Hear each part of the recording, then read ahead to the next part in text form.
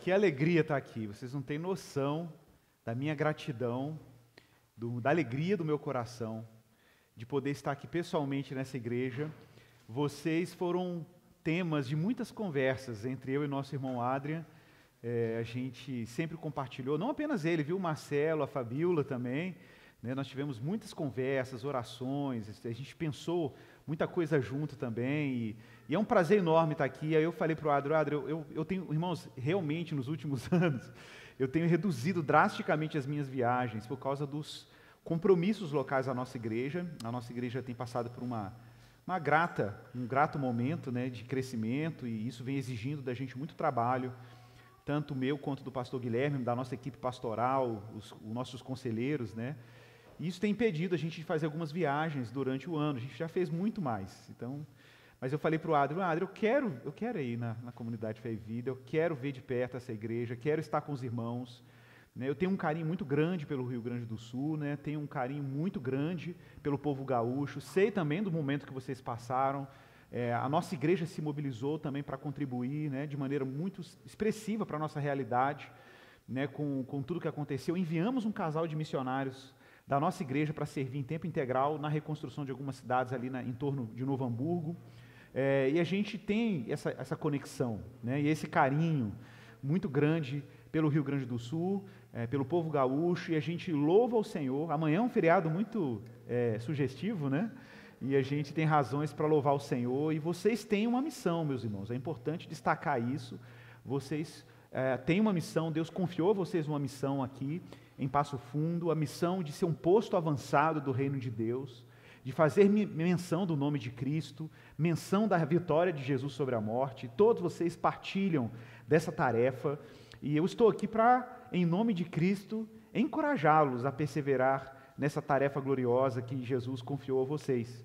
E claro, falar desse tema é um tema muito caro para nós, também lá em Belo Horizonte, então desde já reforço que trago saudações da nossa igreja, quando vocês estiverem lá na capital intergaláctica, né, do pão de queijo, por favor, visitem a nossa amada igreja, viu? Vai ser um prazer acolhê-los lá em Belo Horizonte. Nós estamos ali no bairro Padre Eustáquio, um bairro muito tradicional da cidade de Belo Horizonte, e vai ser muito, muito prazeroso recebê-los lá.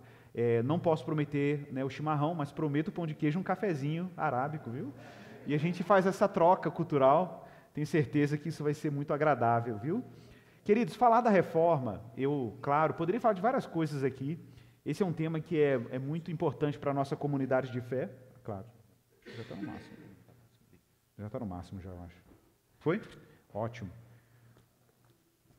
Então, irmãos, a gente esses temas são temas muito caros, como eu já falei, para a nossa igreja. A nossa igreja, como vocês, é uma igreja de confissão reformada, independente. Nós não estamos ligados a nenhuma denominação histórica, de forma direta, mas somos confessionalmente, nós nos identificamos confessionalmente com essa herança. Né? Então, vocês têm ali símbolos de fé, né? Ali já vi ali afixados. Isso é uma coisa muito importante para nós também, lá na nossa comunidade. E nós entendemos que vivemos um momento, meus irmãos, muito importante da história da igreja evangélica no Brasil.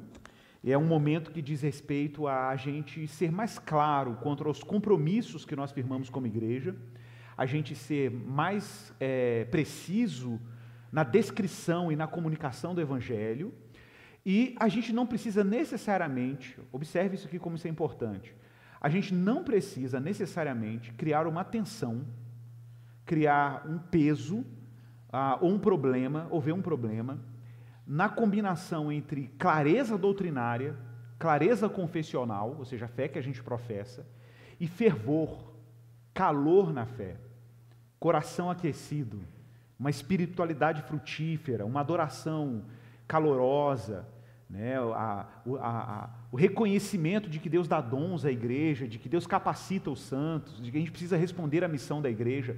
Na verdade, eu gosto muito de uma frase clássica de João Calvino.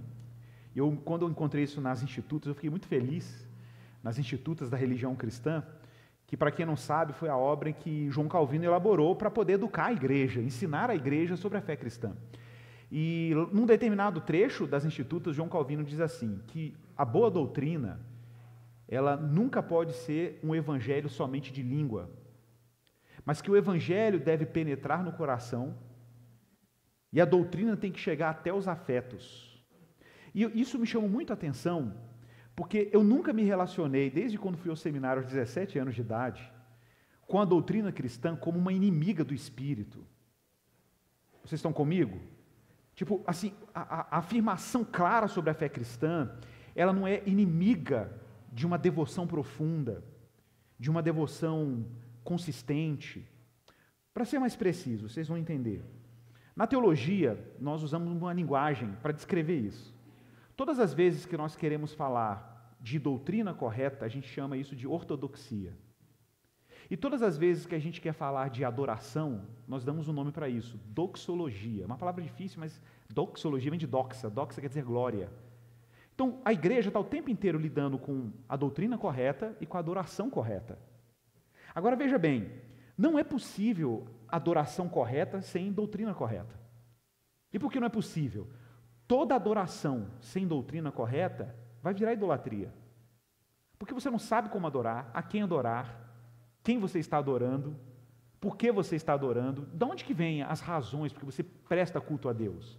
Ou que Deus é esse que você está cultuando? De onde isso vem? Vem da doutrina, vem da teologia, vem do que a Bíblia diz, do que a Escritura diz. Né? Agora, é claro, se a gente se distrair na ênfase que a gente está dando ao ensino doutrinário e esquecer que somos adoradores, é verdade, a gente pode realmente produzir uma teologia morta, uma doutrina morta. Então observem que não é só uma questão de equilíbrio, é que não dá para fazer teologia sem adoração e não dá para fazer adoração sem teologia. Na verdade, existe aqui uma interdependência entre essas duas coisas. A gente precisa criar uma tensão entre coisas que são interdependentes. Uma coisa precisa da outra, para a gente viver fé cristã fervorosa, apaixonada, responder à missão de Deus. Eu costumo dizer que a razão por que eu fui para o seminário teológico é que eu queria adorar Deus com mais profundidade, com mais consistência. Então, da teologia, do ensino bíblico, me interessa tudo aquilo que me faz me maravilhar com Deus.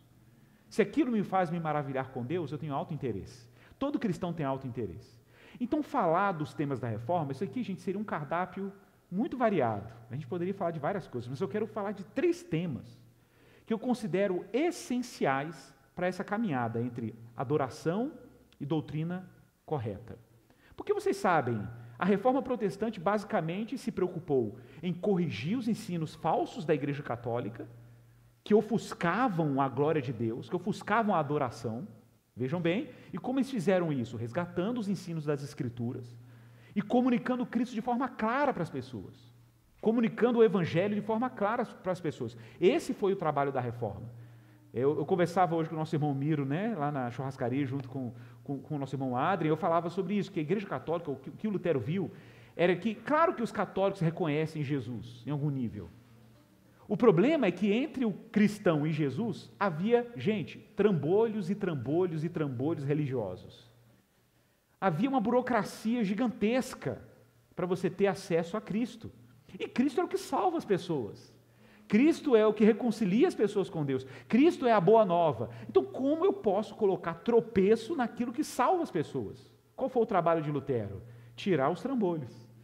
Ele abriu a casa, tirou o mofo da casa, empurrou os móveis, abriu a Escritura para o povo, traduziu a Bíblia para uma língua comum, no caso o alemão, e aí as pessoas tiveram acesso transparente ao Evangelho de Jesus.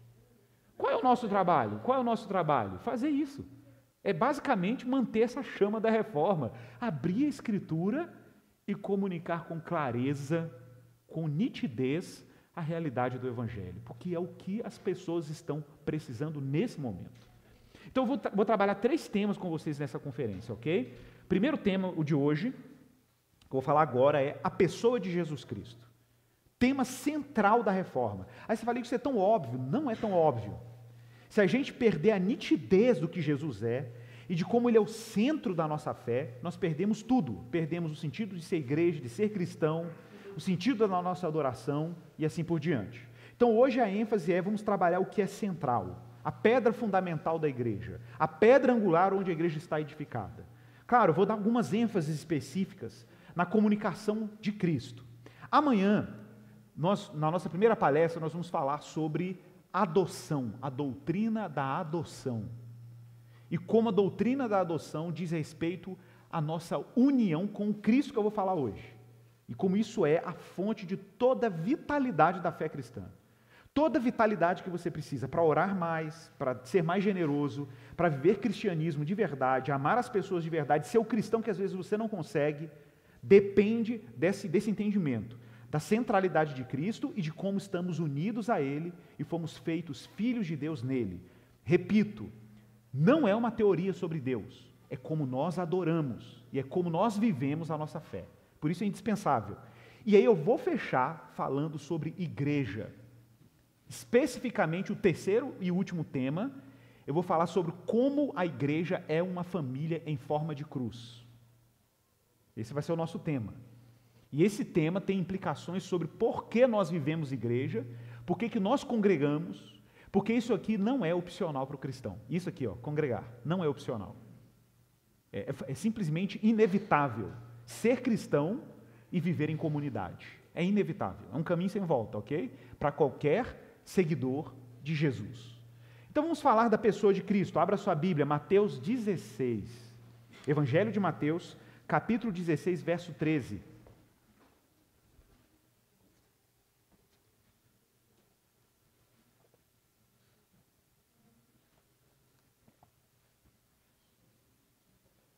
Nós vamos ler aí até o verso 17. Fique à vontade para você ir anotando as referências bíblicas. Não se preocupe em transcrever a mensagem, preocupe-se em anotar pontos que você acha que são relevantes, que são importantes para a sua jornada, na sua jornada com a igreja de Jesus. Pense assim, se você percebeu ou ouviu alguma coisa que você acha que é importante, anote uma frase que resuma esse ponto, se você achar isso importante, para você depois revisitar o nosso tema de hoje. Então o tema é a pessoa de Jesus Cristo, Mateus 16, verso 13 a 17. Mateus 16, do verso 13 ao verso 17. Estou lendo aqui na Nova Almeida Atualizada, é minha tradução, mas você pode ler com a sua aí. Diz assim: Indo Jesus para a região de Cesareia de Filipe, perguntou a seus discípulos: Quem os outros dizem que é o Filho do Homem? Olha que pergunta importante. E eles responderam: Uns dizem que é João Batista, outros dizem que é Elias, e outros dizem que é Jeremias, ou um dos profetas. Ao que Jesus perguntou: E vocês? E vocês? O que vocês dizem que eu sou? Respondendo, Simão Pedro disse: Senhor, o Senhor é o Cristo, o Filho do Deus vivo. Então Jesus lhe afirmou: Bem-aventurado é você, Simão Barjonas, porque não foi carne nem sangue que revelaram isso a você, mas o meu Pai que está nos céus. Amém? Amém. Me permitam aqui construir o cenário. Imagine essa cena. Jesus está em Cesareia de Filipe. Eu já estive em Cesareia de Filipe, pessoalmente. Em Cesareia de Filipe existe um lugar, um sítio arqueológico chamado Bânias.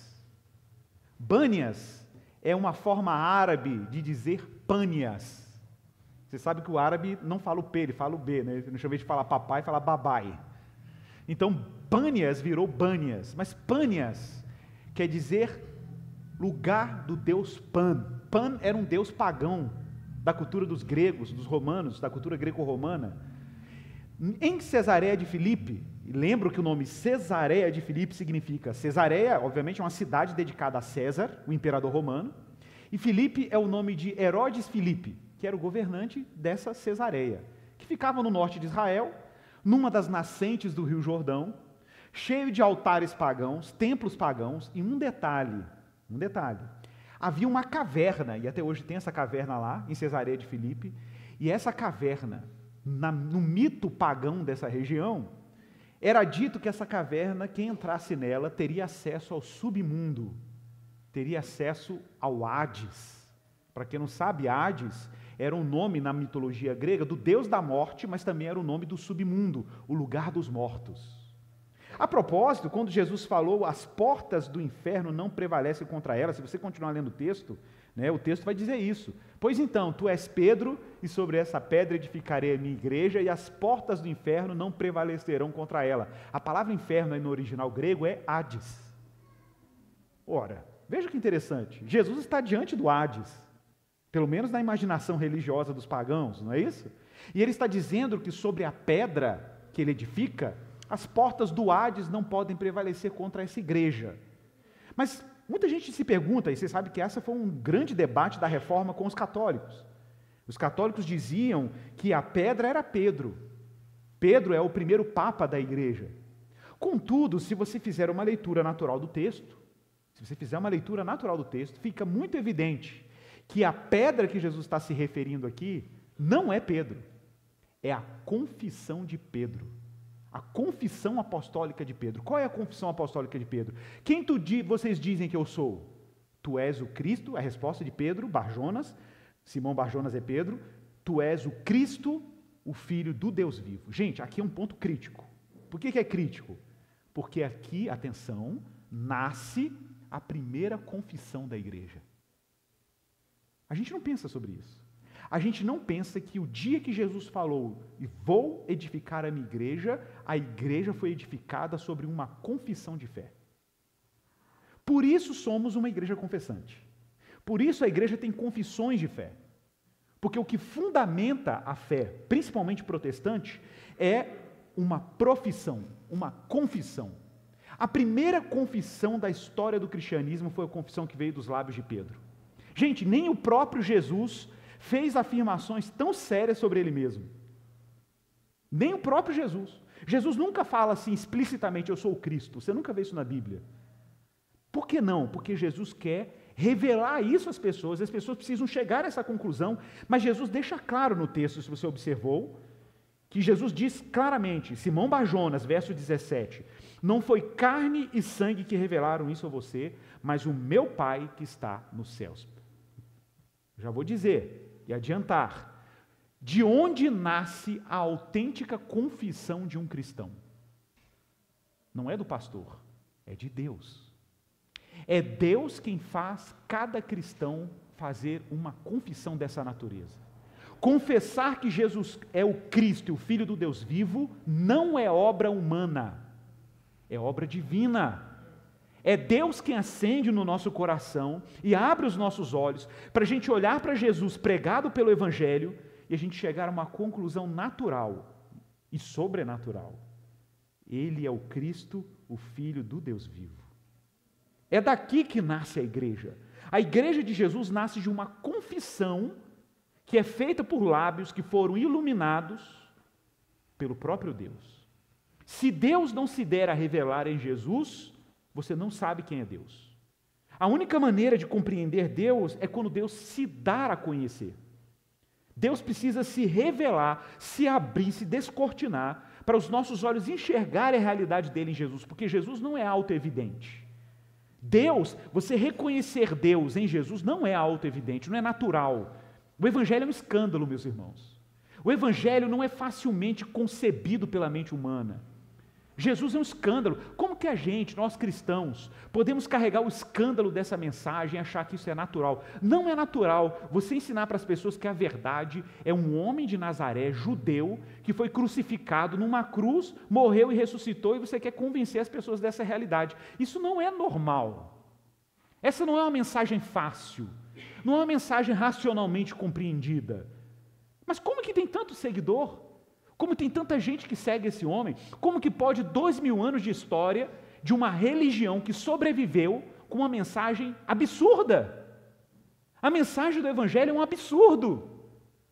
Como pode ter gente há 2000 anos, em todos os contextos, gente morrendo no Oriente Médio, tem uma família de afegãos na minha igreja, que chegaram na minha igreja porque proclamaram Jesus diante do Talibã. Me diga, como isso é possível?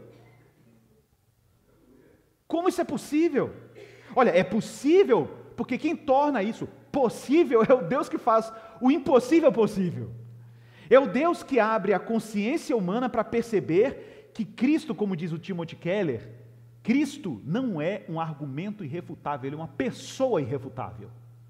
Por alguma razão, você olha para Jesus e você ouve a história de Jesus, você acompanha a história de Jesus, você abre os evangelhos e a história de Jesus é simplesmente arrebatadora. É um mistério, mas é arrebatador. Parece que para algumas pessoas, Cristo é um escândalo, é uma pedra de tropeço, mas para outras, ele é irresistível. Ele passa pela sua vida e só fala, vem e me segue. E você, ok, estou indo. E você segue o Mestre. Que enigma glorioso é esse? Um judeu da periferia do mundo, uma história estranha ao Ocidente dos seus grandes heróis. Quem são os heróis do Ocidente? Os heróis do Ocidente são os homens do comércio, da inteligência, da física, da quântica. São os homens da ciência, um Elon Musk da vida, é o homem da tecnologia, o homem do dinheiro, o homem da riqueza, da fama, do aplauso, do reconhecimento. Esses são os nossos heróis. Os nossos heróis são os guerreiros, são os revolucionários, são os tecnólogos, são os homens da reputação pública, os homens que criaram grandes ciências, grandes tecnologias, grandes descobertas. Quem é Cristo diante dos heróis da nossa cultura? Jesus que ensinava coisas que eram contraintuitivas, amar o inimigo, dar face a quem te fere, amar o teu próximo como a ti mesmo, negar a si mesmo. Quem quiser amar a sua vida tem que perder, quem quiser ganhar a sua vida tem que perder a vida. Gente, não é uma mensagem palatar, vendável, é um escândalo. O Cristo que inverte a história e diz que quem quiser ser grande no reino tem que ser pequeno. O Cristo que diz que se você quiser seguir Ele, negue a si mesmo, tome a sua cruz e siga-o. O Cristo que diz que se você o seguir, e Jesus estava lá com os discípulos, um grupo de discípulos, um grupo de pessoas e um monte de gente, Jesus começou a fazer afirmações muito sérias sobre Ele, e aí um monte de gente começou a abandonar Jesus. Ficou lá algum grupinho perto dele, Pedro, João, Tiago, e ele pergunta assim, e aí, vocês também não querem ir embora não? Que mensagem popular, né, gente? Que mensagem popular. E aí Pedro diz, como? Para onde nós iremos, se só tu tens as palavras de vida eterna? Não é isso? Não é isso, meu irmão? Então, o Ocidente, o nosso mundo, apesar de, por um lado, olhar para Jesus e achar a mensagem de Jesus desajeitada, incômoda, irritante, cansativa, horrível, incapaz de interpretar, assim como o homem do Ocidente olha para a mensagem de Jesus, esse Jesus entrou na história como um meteoro. Ele entrou na história como um meteoro e entrou, e a sua entrada na história explodiu em ecos de boas novas pelo mundo, a ponto da nossa história ser determinada em antes e depois dele. Antes e depois dele, na periferia do mundo. Como pode um homem, gente, nascido numa família pobre, cujos pais, ao levarem para o templo para ser purificado, a lei exigia que a família judia levasse um novilho gordo para ser sacrificado pela purificação, mas ela criava uma ressalva, porém se a família for pobre, está valendo um par de rolinhas. E os pais de Jesus chegam com um par de rolinhas. Tamanha pobreza, humildade, o lar que o nosso Criador decidiu se fazer carne e habitar entre nós. É claro que a nossa cultura tem que lidar com Jesus de alguma maneira, porque Jesus ele é ao mesmo tempo apaixonante e horripilante, né? Jesus ele é complexo, rico, misterioso, enigmático. E é claro que a nossa cultura vai fazer recortes cômodos de Jesus. Para alguns, Jesus é um revolucionário. Jesus é o Jesus da revolução. Jesus é o pai dos pobres.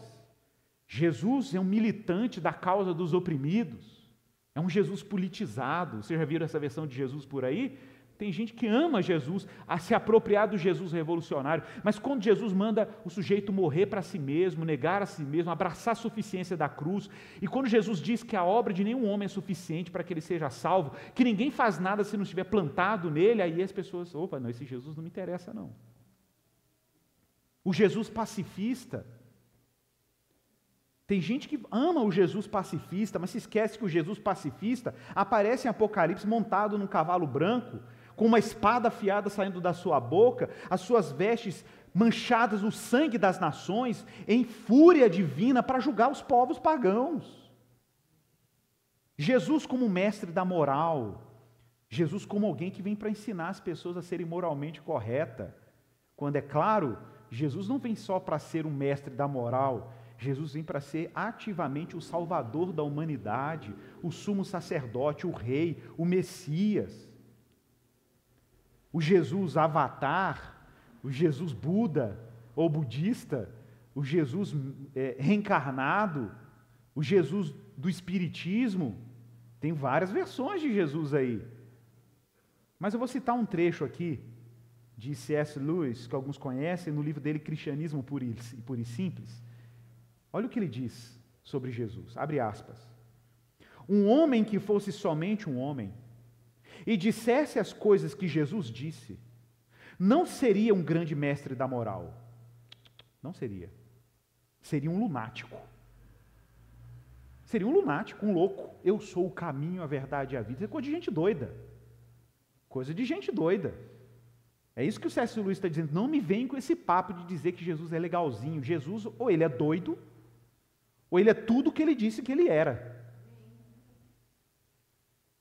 Ele seria um lunático, no mesmo grau de alguém que pretendesse ser um ovo cozido. Ou então, ele seria o diabo em pessoa. Faça a sua escolha, decida. Ou esse homem era e é o Filho de Deus, ou não passa de um louco ou coisa pior. Você pode crer, pode querer calá-lo por ser um louco, pode cuspir nele e matá-lo como um demônio, ou pode se prostrar aos seus pés e chamá-lo de Senhor e Deus. Mas que ninguém venha com essa paternal condescendência de dizer que ele não passava de um grande mestre humano. Ele não nos deixou essa opção e não quis deixá-la. Nós não temos a opção de tratar Jesus de maneira menor do que ele mesmo disse ao seu respeito.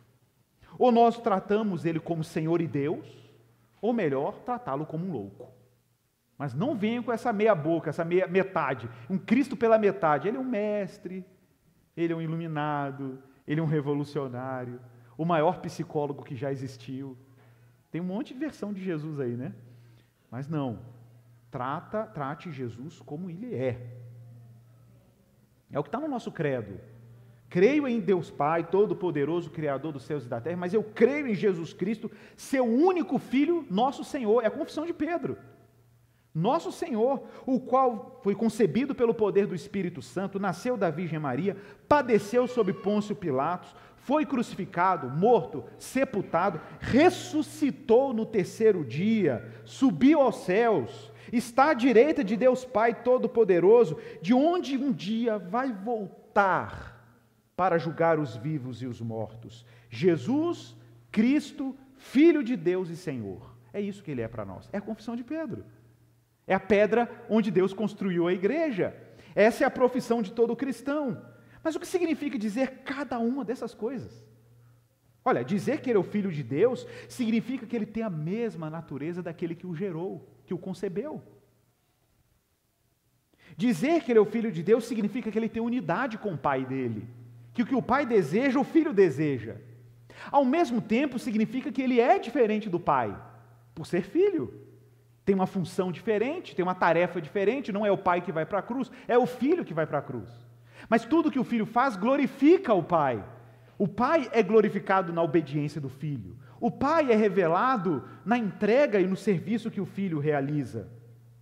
Thomas Torrance, um teólogo pouco conhecido pelos brasileiros, diz que se Jesus Cristo, o Filho encarnado, não é verdadeiro Deus, de verdadeiro Deus, então não somos salvos, pois apenas Deus pode nos salvar. Mas se Jesus Cristo também não for verdadeiro homem, então a salvação não toca na nossa existência e na nossa condição humana. Por que Jesus tem que ser absolutamente Deus e absolutamente homem? Porque se ele não for absolutamente Deus, não é Deus que está nos salvando em Jesus. É uma criatura. E criatura não salva criatura. Só Deus pode salvar suas criaturas. Então Jesus tinha que ser absolutamente Deus. Agora, por que ele tem que ser absolutamente humano também?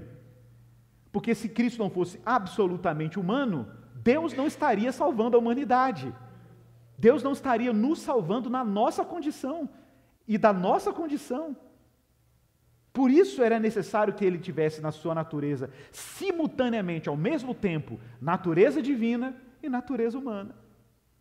Porque o que Deus está fazendo, é salvando essa humanidade. Quando Cristo sobe aos céus da sua ascensão, quem ele está levando? Pense nisso. Quando Cristo se faz carne, quem está vindo? Deus está vindo. E quando Cristo sobe, quem está indo? O homem está indo. Na encarnação, Deus vem até nós. Na ascensão, nós vamos até Deus. Deus está carregando a humanidade com Cristo quando ele ascende aos céus em carne humana, em corpo humano ressuscitado. E por que o corpo humano agora está no céu, à direita de Deus? Você já pensou nisso? Que nesse momento existe um ser humano que está à direita de Deus Pai Todo-Poderoso? À direita da majestade das alturas nos céus? E por que Deus exaltou o ser humano em Jesus? Para abrir o caminho para que o resto da humanidade que está em Cristo pudesse subir. Ele abriu o caminho. Hebreus fala que ele abriu um novo e vivo caminho diante do Pai.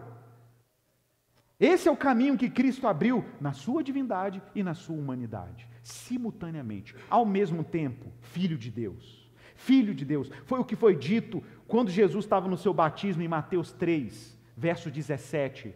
Este é o meu Filho amado em quem me agrado. Eu gosto do original grego. Este é o meu Filho amado em quem eu tenho prazer. Você já pensou nisso? Que Deus o Pai, desde a eternidade, antes de criar ser humano, planeta Terra, passarinho, chimarrão, antes de Deus criar tudo isso, a Ilex Paraguariensis, ok? Antes dele fazer isso, Jesus, Deus o Pai, tinha um deleite desde a eternidade pelo Filho dele. Toda a alegria de Deus Pai era Deus Filho. Todo o júbilo de Deus estava canalizado para o Filho dele. Esse é o Filho que ele tem prazer. É o meu Filho amado em quem me comprazo. E Deus o Pai tinha tanto amor pelo Filho que ele decidiu presentear o Filho. Como que ele presenteou o Filho? Porque tudo foi feito por ele e para ele são todas as coisas. Deus o Pai criou o mundo, criou você, criou beleza nesse planeta, diversidade, perfume, cheiro, comida gostosa, roupa agradável, calor, amizade, irmãos, filhos, tudo que tem de bom na vida que você já viu, do oceano à montanha, do céu azul aos pássaros, dos peixes à comida mais saborosa, saiba disso. Tudo isso Deus criou como um grande presente, com um laço em cima para o seu filho. E por que você acha que Deus anda salvando pessoas? Porque Deus o Pai está requerendo o presente do seu filho. Vocês estão comigo? Deus o Pai está requerendo o presente do seu filho. Tudo que Deus conspirou na história da humanidade para te salvar e te reconciliar com Ele, diz respeito ao que Ele planejou para o seu filho. Porque o universo, como nós o conhecemos, é um universo cristocêntrico, centrado em Cristo. Cristo é o destino da história. Cristo é o destino da humanidade. Cristo é para onde tudo está sendo encaminhado. Por quê? Porque foi assim que ele foi apresentado no seu batismo, com uma voz do céu: eis o meu Filho amado em quem eu tenho prazer. Não existe, atenção, não existe história duradoura fora de Cristo. Não existe. Toda história e toda tentativa de escrever sua vida fora de Cristo, já aviso, está fadada ao fracasso. Fadada ao fracasso. Toda história fora de Cristo vai acabar. Toda história e toda vida escrita fora de Jesus vai ter um fim e o esquecimento. Agora inverta a lógica. Igor, e se a minha história estiver em Cristo? Se a minha biografia estiver em Cristo? Se os ritmos da minha vida forem desenhados por Cristo, essa história, meu irmão, vai durar pela eternidade. N.T. Wright diz que Lutero, o dia que Lutero entendeu a justificação pela fé, vocês sabem da história, quando Lutero teve lá um conflito, estava tendo seus conflitos de fé, e aí ele leu Romanos, que o justo viverá pela fé, ele descreve isso de forma literal, que a experiência dele é como se os portais do paraíso se abrissem para ele. Porque de repente Lutero se viu livre de si mesmo. e se viu livre e justificado o suficiente para adorar a Deus e reconhecer a glória de Deus. E ao reconhecer a glória de Deus, ele se viu liberto, os portais do paraíso se abrem para ele, e Lutero descreve, ou Ellen White descreve, que uma das primeiras coisas que Lutero fez ao entender a justiça de Deus foi que ele saiu e plantou uma árvore. E por que ele plantou uma árvore? Porque ele teve uma iluminação.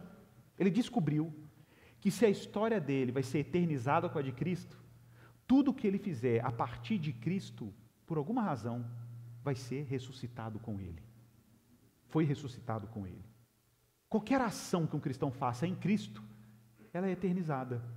Não sei como isso vai acontecer no mundo vindouro, eu não sei se a árvore de Lutero vai estar lá eternamente, mas não tenha dúvida, se Cristo quando ressuscitou, ressuscitou com as suas chagas e não foram curadas, você já pensou nisso?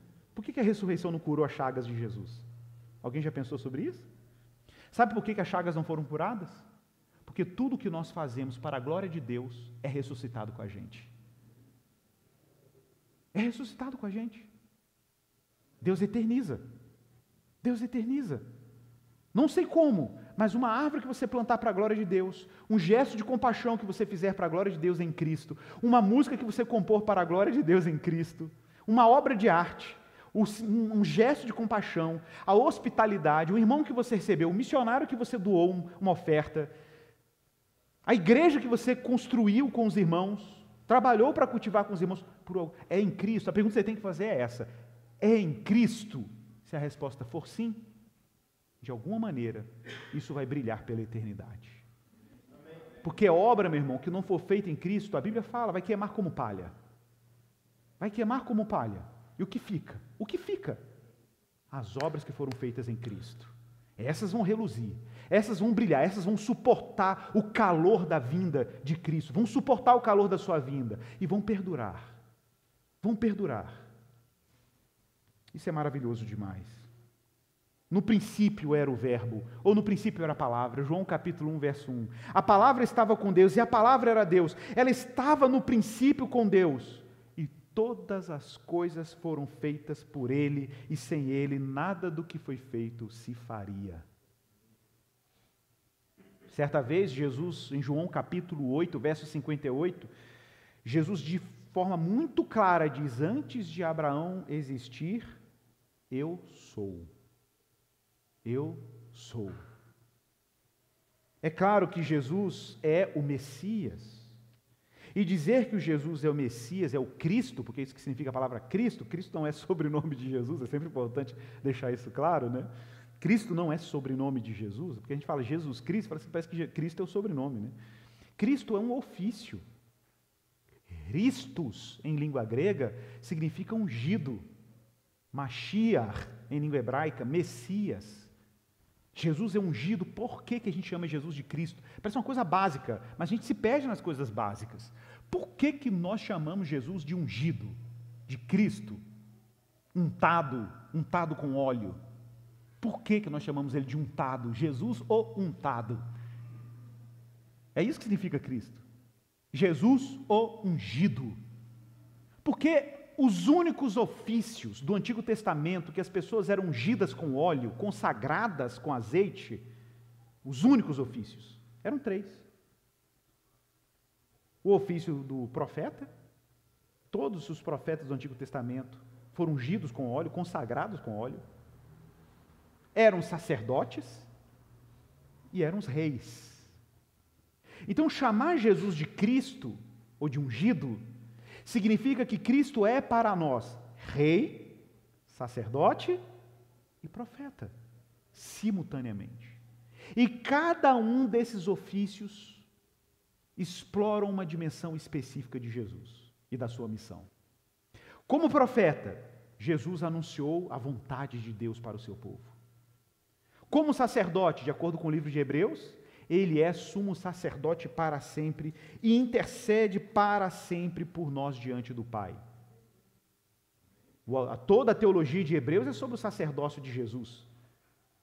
Que nós não temos nenhum sacerdote como esse, imortal, que é oferta e ofertante ao mesmo tempo, que intercedeu por nós no verdadeiro tabernáculo que o Senhor construiu e não o homem.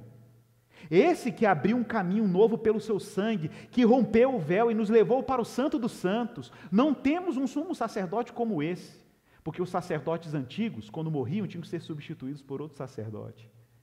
Mas Jesus é um sacerdote imortal, foi ressuscitado. A sua intercessão é perene, é constante. E a gente acha que é trivial. A gente acha que é trivial chegar de manhã, ajoelhar diante da Bíblia, fazer uma oração assim: Senhor, eu estou aqui diante da Tua presença hoje, em nome de Jesus. A gente acha isso a coisa mais trivial. E não é trivial. Sabe por que não é trivial? Lutero sabia disso. Isso, inclusive, roubou algumas noites de sono de Lutero, antes de entender o Evangelho. Porque Lutero sabia, lendo o Antigo Testamento, que não era uma coisa trivial chegar diante da majestade de Deus. Não era trivial chegar diante dos domínios sagrados de Deus. Isaías entrou nos domínios sagrados de Deus e ficou aterrorizado. Isaías, quando viu a sala do trono de Deus, as suas vestes tomando conta daquele salão, e criaturas divinas, serafins cantando santo, santo, santo, ele ficou aterrado e trêmulo, disse: Senhor, tem misericórdia de mim, um homem de lábios impuros, e um homem de impuros lábios. Ele ficou aterrorizado, porque é um território santo demais. Não é trivial se dirigir a Deus na sua santidade. Então, como é possível? Como é possível? O autor de Hebreus vai dizer: entremos, pois, com ousadia no Santo dos Santos, pelo sangue de Jesus. O que é entrar com ousadia? É saber que quando eu oro em nome de Jesus, Jesus me dá condições de me dirigir ao Pai, por causa da justiça dele. Não é trivial. Nós oramos a Deus com ousadia porque alguém abriu o caminho. Quem abriu? O nosso sacerdote, o nosso mediador. Foi ele que tornou a nossa oração viável, porque sem Jesus, meu irmão, sua oração ia passar do teto, ok? Sem Jesus, a sua oração simplesmente não seria ouvida pela eternidade, mas Jesus é o nosso sacerdote. Jesus abriu um canal, um caminho. Eu posso me dirigir a Deus o Pai com o meu Pai, porque eu estou unido com Cristo. E ao estar unido com Cristo, a minha oração é aceita, não pelos meus méritos, não porque eu sou legal, não porque eu sou justo em mim mesmo, não porque minha pureza impressionou a Deus, mas porque eu estou unido ao Filho de Deus. E ao estar unido ao Filho de Deus, o prazer do Pai é acolher toda a oração feita por aqueles que estão unidos a Cristo. Por isso eu oro em nome de Jesus. Eu não oro no meu nome, eu oro no nome dele, porque o nome dele é honrado diante do Pai. E a alegria do Pai é honrar a obediência do seu Filho Jesus. Por isso não é trivial. Por isso não é trivial, meu irmão, chegar diante de Deus é sagrado. Deus fez uma operação divina. Deus teve que abrir esse caminho pelo Filho dele, pela cruz de Jesus, para tornar a minha oração aceita diante dele. Esse Rei glorioso que escolheu voluntariamente se esvaziar, assumir a forma de servo, entrar num jumentinho. O Rei da Glória entrou num jumentinho em Jerusalém, o Rei da Glória. Zacarias 9:9 é uma profecia: alegra-te muito, ó filha de Sião, exulta, ó filha de Jerusalém, eis aí vem o teu rei, justo e salvador, humilde, montado em um jumento, num jumentinho, cria de jumenta. Zacarias 9:9. Jesus é a palavra que não volta vazia. É a profecia de Isaías capítulo 55, verso 10 e verso 11.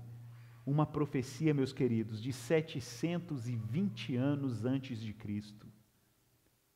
7 séculos antes de Cristo. Nem o Brasil tem isso de idade. 720 anos antes de Cristo, o profeta Isaías, no capítulo 55, verso 10 do seu livro, diz: porque assim como descem a chuva e a neve dos céus, e para lá não tornam sem que primeiro reguem a terra, e fecundem, e a façam brotar para dar semente ao semeador e pão ao que come. Não é isso que a chuva faz? Ela não volta para lá sem cumprir a sua missão.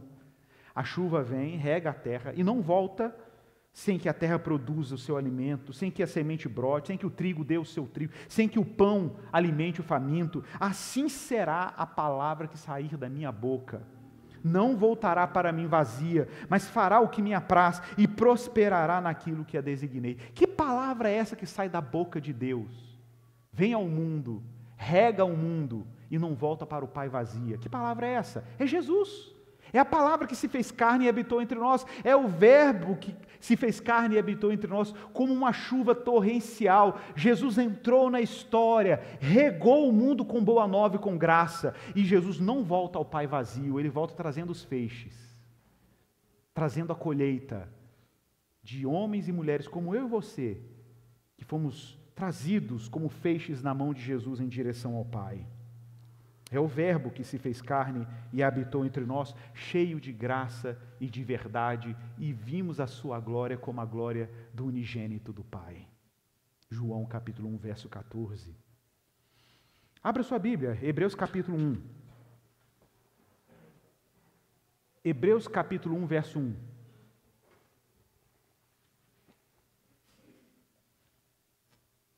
Deus está falando, meus irmãos. Deus falou no Antigo Testamento, falou quando criou o mundo, falou pelos profetas, falou na história, falou pela lei. Deus está falando. Deus está falando pelos evangelistas, mas Deus decidiu falar mais alto e mais claro. E como Ele falou? Ele falou pelo Filho dele, pela palavra que se fez carne, pelo verbo que se fez carne. Hebreus capítulo 1, verso 1 até o verso 9, diz assim: antigamente, no tempo antigo, Deus falou muitas vezes, falou muito, e de muitas maneiras. Falou aos pais, os patriarcas, Abraão, Isaque e Jacó, falou pelos profetas, mas nestes últimos dias, Ele nos falou pelo Filho, a quem constituiu herdeiro de todas as coisas, e pelo qual também fez o universo. Foi por Ele que Ele fez o universo. O Filho, sim, irmãos, o Filho de Deus, que é o resplendor da glória de Deus, a expressão exata do seu ser, sustentando todas as coisas pela palavra poderosa, e depois de ter feito a purificação dos pecados, assentou-se à direita da majestade nas alturas, tornando-se tão superior aos anjos, quanto herdou mais excelente nome do que eles. Pois a qual dos anjos Deus em algum momento disse: você é o meu filho, hoje eu te gerei. E outra vez, eu lhe serei por pai, ele me será por filho. E novamente, ao introduzir o primogênito no mundo, diz: e todos os anjos de Deus o adorem. Ainda quanto aos anjos, diz: aquele que a seus anjos faz ventos, e aos seus ministros labaredas de fogo. Mas a respeito do Filho diz: o teu trono, ó Deus, é para todo sempre. Cetro de justiça é o cetro do seu reino. Amaste a justiça, odiaste a iniquidade. Por isso Deus, o teu Deus, te ungiu. Ele não é o Messias? Não é o Cristo? Ele te ungiu com o óleo de alegria como a nenhum dos teus companheiros. Irmãos, como pode o Deus invisível se tornar visível? Quantas vezes nós ouvimos de ateus, céticos, pessoas em crise de fé, dizendo assim: olha, se Deus realmente tem interesse que as pessoas o sigam, por que ele não aparece? Por que ele não aparece? A resposta para essa questão é óbvia. Qual é a resposta? É que ele apareceu. Ele apareceu. Mas ele apareceu nos seus termos. Ele apareceu do seu jeito. Ele apareceu de acordo com seus planos. Não como os homens planejavam. Porque Deus não está muito interessado em fazer a vontade dos homens. Deus está interessado em fazer a sua vontade. Mas ele apareceu. Como ele apareceu? João capítulo 1, verso 18. Ninguém jamais viu a Deus. Ninguém jamais viu a Deus. Por isso, o Deus unigênito que está no seio do Pai é quem o revelou. Não é possível ver Deus fora de Jesus. Não é possível contemplar quem Deus é fora de Cristo. Cristo é a revelação máxima de quem Deus é. É Deus estampado diante de nós, em carne diante de nós. Na linguagem de João, ele é o verbo que nós apalpamos. É o verbo que nós apalpamos. Tomé botou as mãos lá nas chagas dele, depois da sua ressurreição. Colossenses capítulo 1, verso 15 e 16... Colossenses 1, 15 e 16 diz que Jesus é a imagem do Deus invisível. Vocês lembram de Moisés? lá no Monte Horebe, Êxodo capítulo 33, me mostra a tua glória, deixa eu te ver. Qual foi a resposta de Deus? Moisés, homem nenhum pode me ver e continuar vivendo. Então como que a gente enxerga Deus? Só podemos enxergar Deus por meio de Jesus.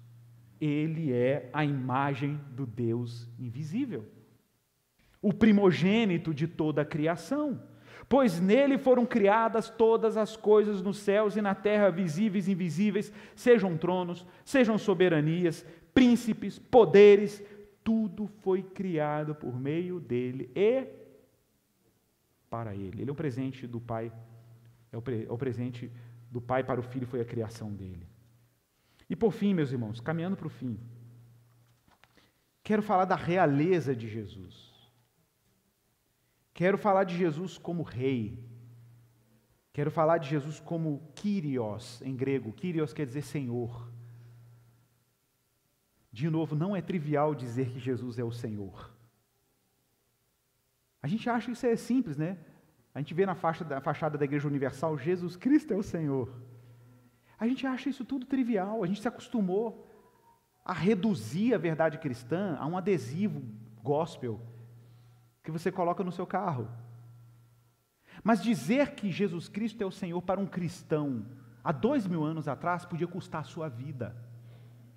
Porque no Império Romano só tinha um Kyrios aceito. Kyrios era o título, era uma forma grega de César.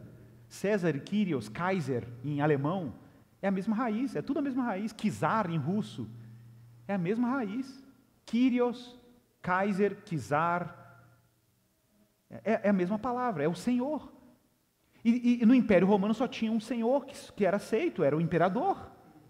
E de repente sai um monte de gente dizendo que o Kyrios agora é Jesus.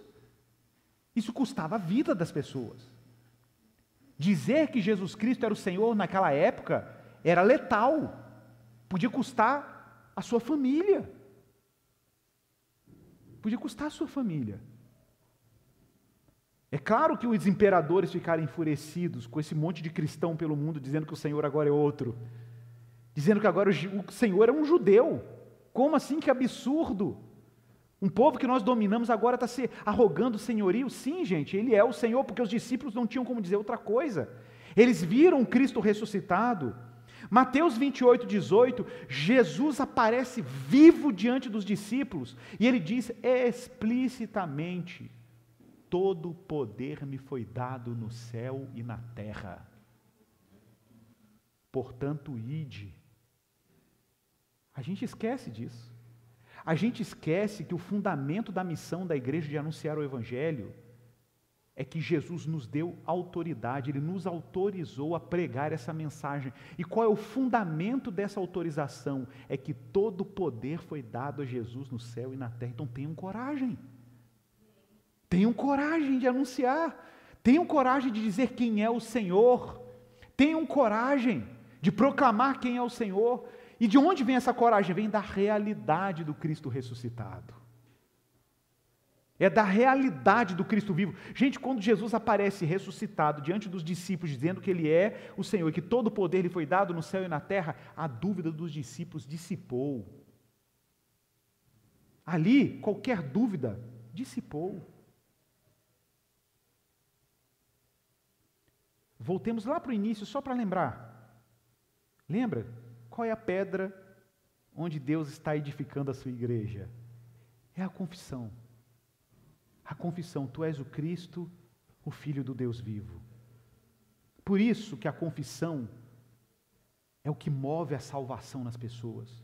Porque para alguém confessar a Cristo, ela tem que ser iluminada por Deus para enxergar quem Cristo é. É exatamente isso que Paulo vai dizer em Filipenses, capítulo 2, verso 9 a 11. Filipenses 2, de 9 a 11. Por isso também Deus o exaltou, falando de Jesus. Por isso também Deus o exaltou sobremaneira, e lhe deu o nome que está acima de todo nome, para que ao nome de Jesus se dobre todo o joelho, nos céus, na terra e debaixo da terra, e toda língua confesse. Não é a confissão de Pedro? Toda língua confesse que Jesus Cristo é Senhor, para a glória de Deus Pai.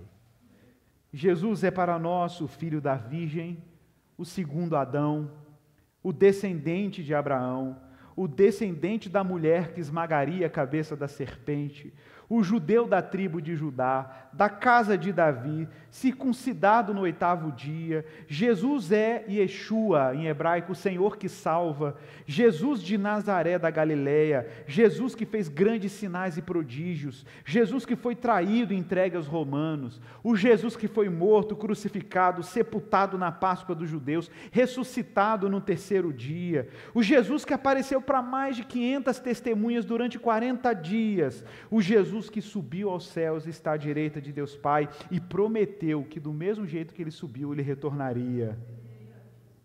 Irmãos, é claro que as obras de Jesus só fazem sentido a partir da pessoa que ele é.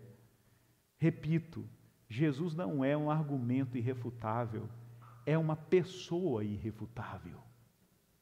Ele é a rocha de escândalo para alguns, mas para nós é a pedra angular onde nós fomos edificados como igreja. É a pedra que os construtores rejeitaram, mas para nós se tornou a principal pedra. Ele não apenas morreu por nós, ele viveu por nós, ressuscitou por nós, foi coroado em glória por nós. E por isso nós contamos com o auxílio do Espírito, que dá testemunho no nosso coração que somos filhos de Deus. Porque um cristão, meu irmão, não é feito por métodos religiosos. Um filho de Deus não é feito por métodos religiosos. É o nosso tema de amanhã, a adoção. Para ser filho de Deus, nós temos que ser paridos, gerados de uma vontade. Foi Jesus, João, que disse isso, que a todos que creram nele, deu-lhes o poder de serem feitos filhos de Deus.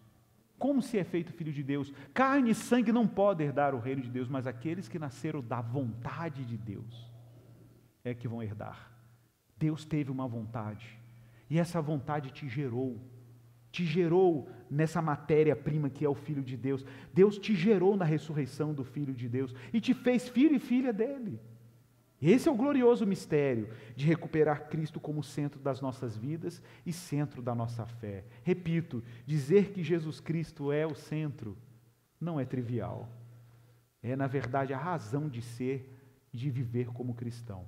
Amém? Vamos orar. Peça a Deus graça.